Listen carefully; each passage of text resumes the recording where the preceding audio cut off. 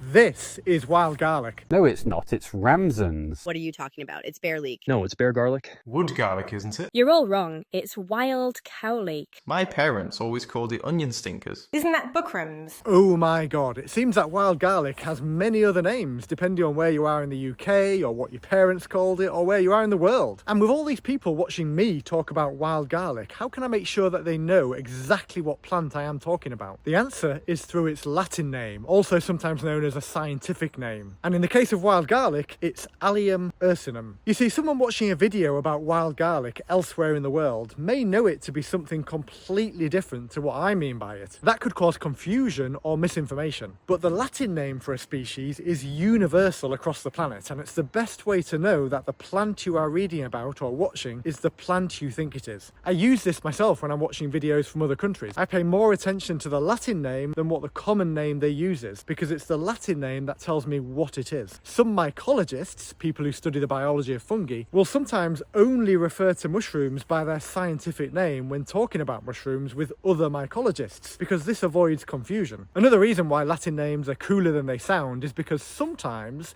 there is an interesting fact or story behind them. For example, there is a disputed theory that the species name for wild garlic, ursinum, comes from Ursa Major, also known as the Great Bear, a constellation in the northern sky. And the theory is that this references that the plant was possibly one of the most northerly distributed allium species known to the ancient Greeks. However, that is widely believed to be a stretch of a theory, and it does sound like it, doesn't it? What is more likely and more widely believed is that the Latin name ursinum comes from the Latin for bear, ursus, and that this likely relates to the simple fact that brown bears reportedly love the roots of wild garlic. Or should I say, Allium ursinum. But as I said, the most important reason for Latin names is that they are like a universally understood language. Wild garlic is not called wild garlic everywhere in the world, whereas Allium ursinum is Allium ursinum everywhere in the world. If you want to get into foraging seriously, even as a hobby, I highly encourage you to learn, or if you struggle to learn things like that or remember them, then at least pay attention to the Latin names for things when learning, to minimise the risk of misinformation